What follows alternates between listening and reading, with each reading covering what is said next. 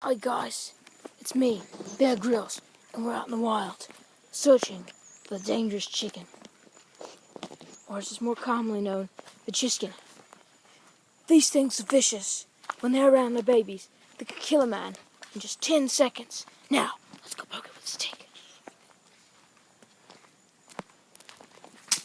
Here we see the Chisskens. They've just been attacked by a wild stick, and there they are. They make the wild noise.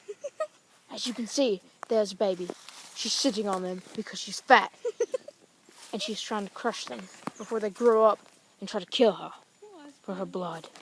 You can't get near. Now, we attack the chicken with more stick throws to the face. As you can see, the babies are unharmed by her severe weight.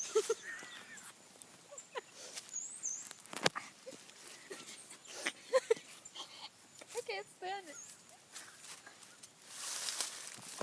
As we get closer, we see the mother nurturing her chickens.